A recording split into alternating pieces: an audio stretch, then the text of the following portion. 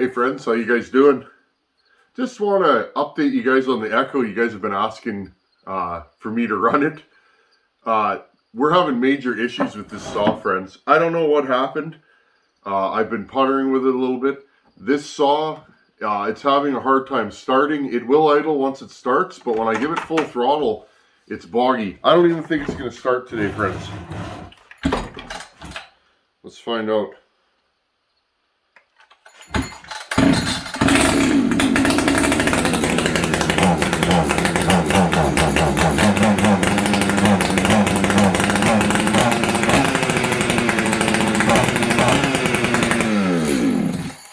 I don't want to keep running it like that.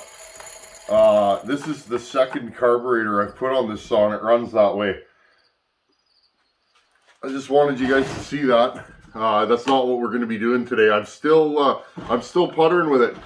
Any of you guys out there, because we are a community, if you've ported an Echo and you've had this problem, leave a comment. I'd like to hear what you did to remedy it. No big deal. Caleb's not in a rush for this saw. It happens sometimes. The funny thing is, this saw ran beautifully after I ported it. I heat cycled it a couple times. It sat about 3 days, and now all of a sudden it runs like that. I rigged up a non-limited wall burrow on it, and just to see, here's the 620 carb, and it runs exactly the same way. I don't know, either maybe we have an impulse line. I can't see the impulse line, so when we get a chance to hang out with this thing again, I'll pull it down and see if maybe the impulse line has either come off or it's kinked, because to me it's kind of running like the impulse line came off. But yeah, friends, the only other thing I could think of is maybe we have an ignition failure. Maybe the ignition's not advancing. I don't know. Anyhow, I just wanted to jump in. Here's the Echo. In the meantime, while I'm farting around with this thing, because sometimes those kind of videos, I'll shoot video where I can and put a video together for you guys so that when I figure this out, because that's power saw building, you're going to have issues, you're going to have problems. It happens from time to time. Didn't expect that with this saw, but that's just the way she goes. But I thought I'll give you guys a little update. In the meantime, the 268 giveaway saw, we're going to jump back into that while I'm playing with this thing. Because again, I'm not sure what this thing's doing. I'm going to have to do some really detailed testing. I will shoot video because I try to film everything that I do in the shop. But for the meantime, this thing's kind of DOA. I'm not sure what it's doing. I mean, I guess it's possible we have an air leak, but it doesn't. It tunes like it doesn't have an air leak. The low jet on this saw will tune normally. It idles, it starts. But for whatever reason, when I whack the throttle, it just dies. So that's what's going on with this. So I will continue to play with this. And when I figure it out and get it back up and running, we'll do that. Ran into a little bit of issue with Buckhead's 850, and I thought this is a perfect thing to show you guys. Things happen with power saws, and something happened with this saw. There's another look at that crazy pipe we made. That's how it'll be when the saw's upwards. I'm going to bring you guys in close, and I want to show you guys something that happened. This is something, I have experienced this before. Thank God it happened on the bench and not in the field. So, I was putting the flywheel on, getting this thing ready for assembly. I was going to run this saw. We were probably going to take this saw back apart.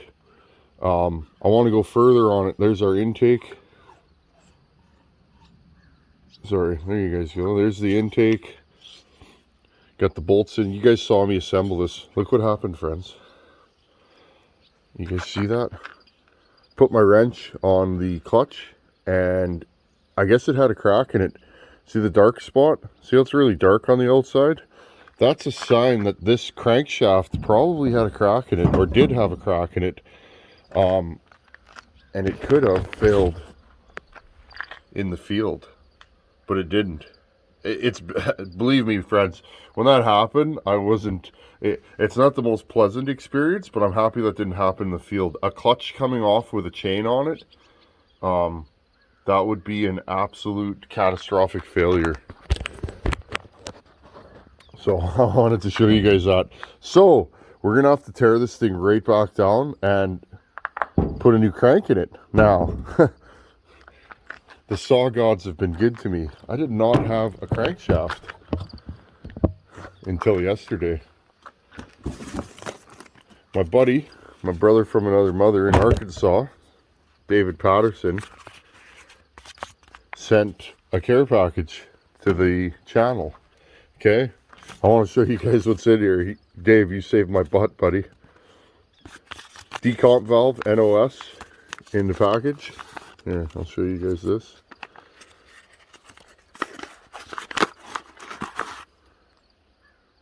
Oh yeah, look at that. Nice. Thank you, buddy. Okay. Sent me a wrap bar for that 800 that Ben Shelton sent us. It's straight. The one on my 800 is just absolutely destroyed. I'm just going to back you guys up here a little bit. There you go.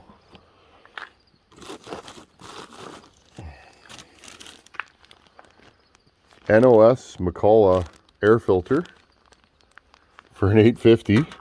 So basically we got to rebuild this saw anyways because we got good stuff.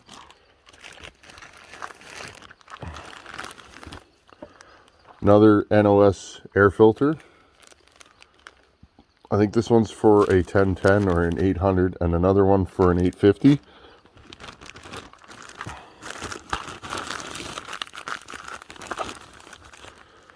Starter shaft that I need for this project. We'll go into that further. Set of rings for an 850. NOS crank seals. And he made an impulse line. Put the spring in there even because he was telling me, and again, I'm not a huge Mac guy. He was telling me that the impulses have a bad habit of collapsing.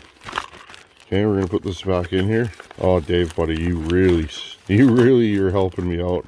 Appreciate you, man. Okay, let's keep going.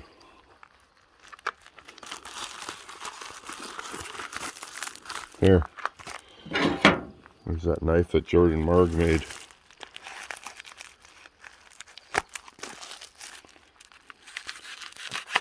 If any of you have ever had a package from Dave, he knows how to pack stuff. Mcculloch dog. This stuff really helps.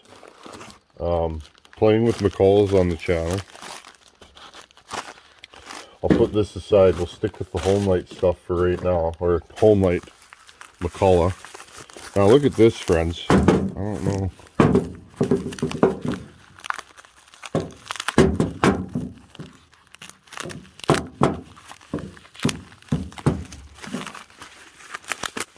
Okay, said Dave packs a mean package. He knows what he's doing.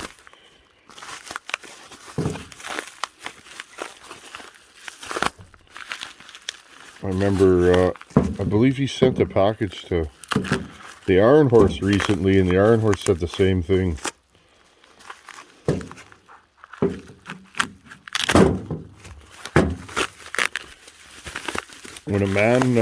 When a man takes this kind of care packing parts, you know he builds a good saw. I will say that. Look at this. Look at the condition. Now look at the one on this saw. And this one's actually broken. And this one's brand new. There's that repair right here. Well then. And again, friends, a gift to the channel. I'm just going to re-gift it to this saw. Okay. So we got a NOS bottom end.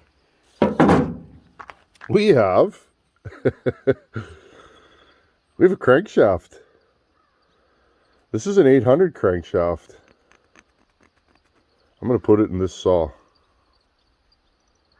Now it is not a direct bolt-on, but I'm going to do some mods to make this fit.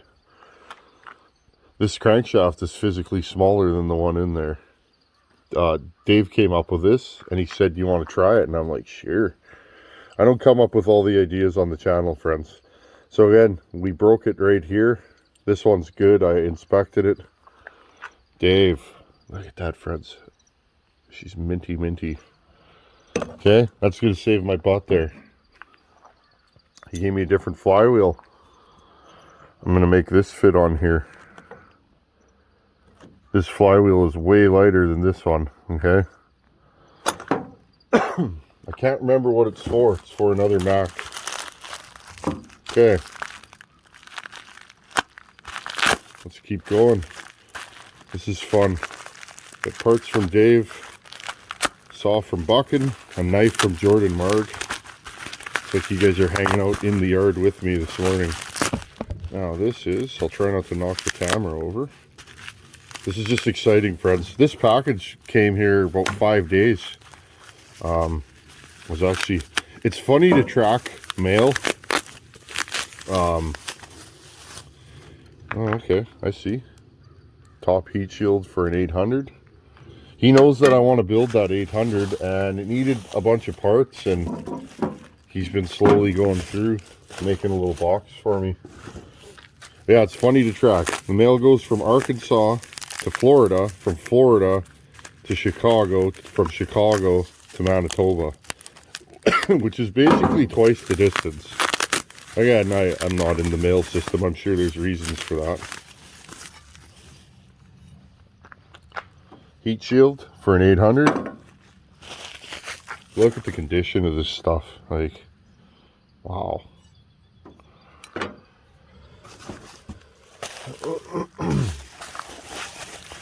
I don't know what this is. It's yeller. I almost want to leave it wrapped. I'll never wrap this that good. There we go. Maybe I should ship this bubble wrap to Buckin. He can do his bubble wrap dance on it. Okay, I'm going to stop knocking the camera.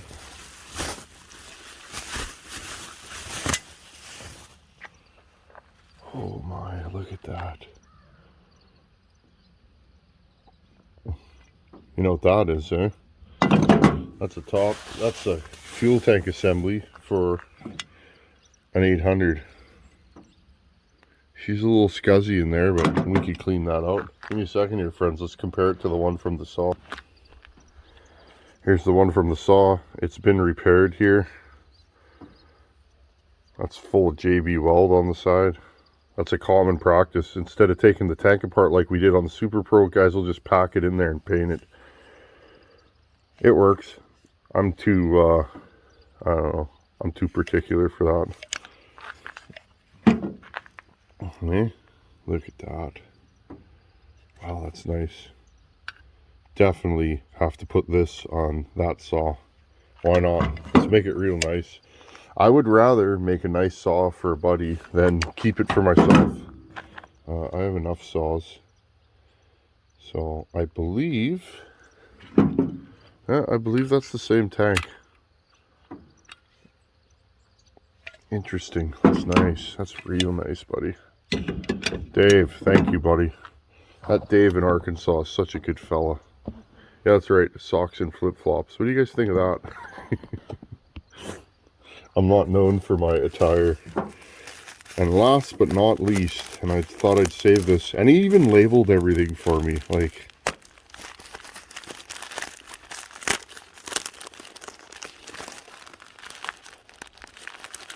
yeah, Dave's a good fella. He's been on hard times for a while, and he doesn't let it get him down. He's an inspiring man.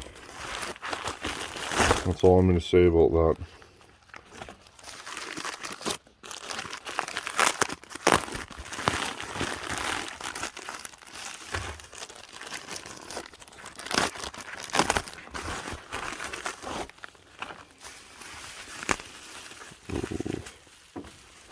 Wow.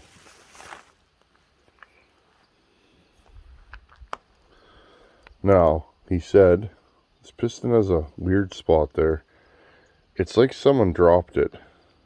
Yeah, I think somebody dropped it. It's got a little, look at the condition of that. Still has the machining marks on it.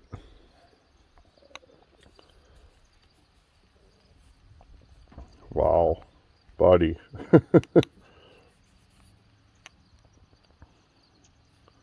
Jeez, that's nice. Now, this is, I believe this is an A. Yeah, there you go. See that, guys? Don't drop it. Don't drop it, Tin Man. See that? It's an A piston. Now, to my knowledge, there are no more A pistons around. Like, nobody, I mean, I'm sure there's some stashed away. Okay, we're going to be very, very careful with this. This is for a later project. That might be one of the only new A pistons in existence. It doesn't look like it's ever been used, but somebody dropped it. But we can get measurements off of that. Well, that's exciting.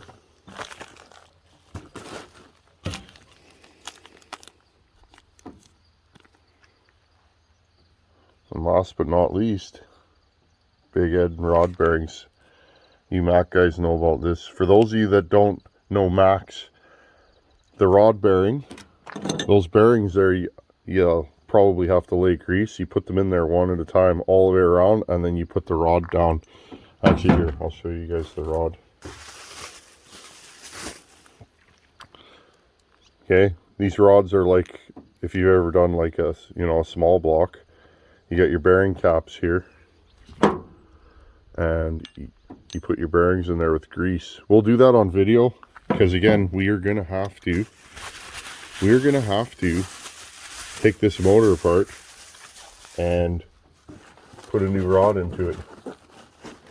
Now, one more thing he sent me, and this is something I'm always looking for, because you guys that have been around, I like to swap carbs on saws, and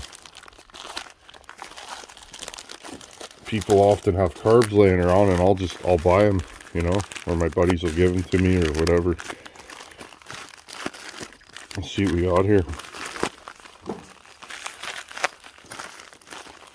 This packaging is, it's funny, this packaging feels like nothing, and it's so tough. This knife is sharp, and it's almost like they built it so that it would go through the mail.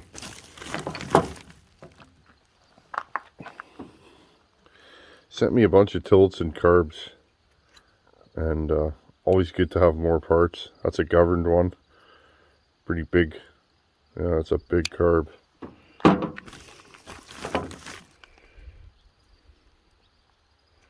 Here's another one. It's always good to have these,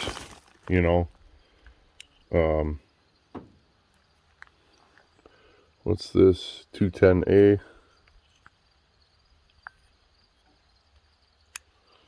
It's always good to have these for projects. What else do we got here?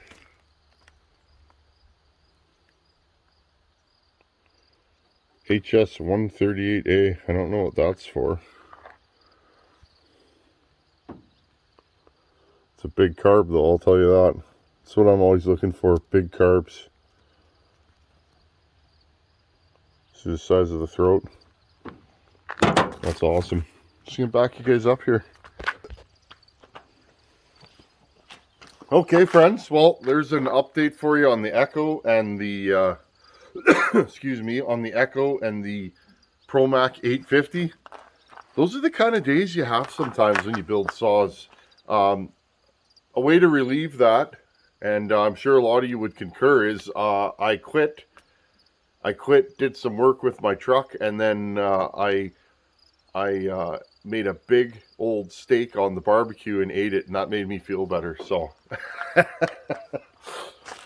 that's power saw sometimes, friends. You'll get in a series where you win a bunch, and then you'll get a low point. That's the part that tests your character as a builder. If they all go easy, for me, I'll get bored, but it goes like this, friends. And the more saws you build, the more you're gonna, have highs and lows. That's why I'm always working on 4 or 5 saws on the channel, because you never know what a saw is gonna do.